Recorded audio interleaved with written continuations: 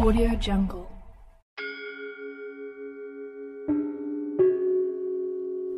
Sunan Kalijaga adalah seorang tokoh Wali Songo.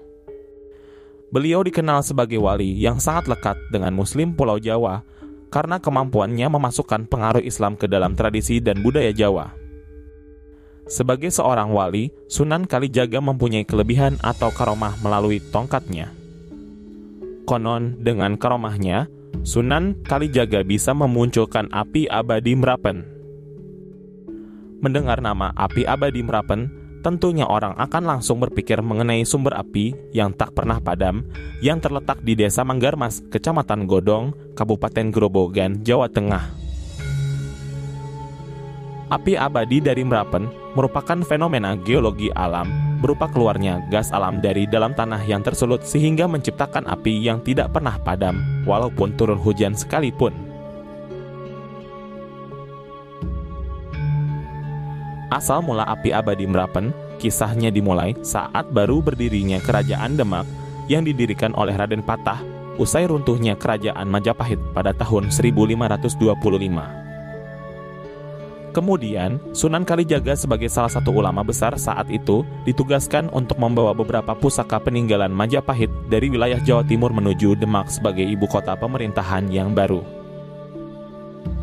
Pada saat itu, Raden Patah atas saran para wali Songo berniat untuk membangun sebuah masjid agung di ibu kota negara. Lalu berangkatlah rombongan Sunan Kalijaga ke Demak. Setelah rombongan sampai di Desa Manggarmas, Grobogan, mereka merasa sangat letih.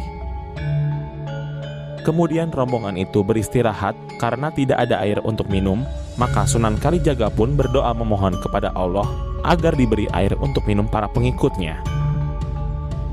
Kemudian Sunan Kalijaga menancapkan tongkatnya ke tanah, lalu tongkat itu dicabut kembali, tetapi yang keluar bukan air, namun api yang tidak dapat padam atau api abadi. Sejak itulah tempat itu disebut Merapen. Lalu Sunan Kalijaga menancapkan tongkatnya di tempat lain, kemudian keluarlah pancuran air yang jernih yang dapat diminum. Akhirnya tempat air tersebut dinamakan Sendang Dudo. Setelah kejadian itu, rombongan itu pun kemudian meminum air dari sendang tersebut.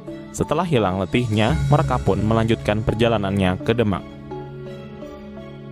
Sesampainya di Demak, barang-barang yang mereka bawa diteliti, ternyata barang mereka ada yang ketinggalan di Merapen berupa sebuah ompak atau tiang. Namun, Sunan Kalijaga mengatakan bahwa ompak itu tidak perlu diambil sebab nantinya akan banyak gunanya. Batu ompak itu kemudian dikenal dengan Watu Bobot. Dan benar, suatu ketika tempat tersebut digunakan oleh Jaka Supa untuk membuat keris pusaka atas perintah Sunan Kalijaga. Jaka Supa adalah putra Tumenggung Empu Supodrio, seorang tukang membuat alat perang dari besi, Kerajaan Majapahit. Pada waktu itu, Jaka Supa sendiri telah menjabat sebagai jajar empu, walaupun dia abdi Majapahit, tetapi dia telah belajar agama Islam pada Sunan Kalijaga. Di tempat peninggalan Sunan Kalijaga ini, Jaka Supa atau Empu Supa membuat keris yang diberi nama keris Kiai Songlat atau Kiai Selamat. Uniknya, keris ini dibuat tidak menggunakan alat pemukul, tetapi keris tersebut ditekan-tekan dengan jarinya. Sedangkan untuk memanaskan besinya, keris tersebut dibakar menggunakan api abadi Merapen dan Watu Bobot digunakan sebagai landasannya, sedangkan air sendang juga digunakan sebagai penyepuhnya. Anehnya, air yang tadinya jernih setelah dipakai untuk menyepuh keris, air itu berubah warna menjadi kuning kecoklat-coklatan hingga sampai sekarang.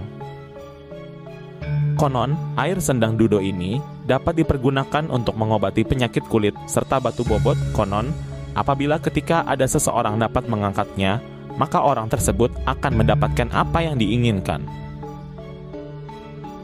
Pada waktu Sultan Trenggono memerintah Kerajaan Demak, Merapen mendapat perhatian karena sebagai tempat pembuatan pusaka kerajaan.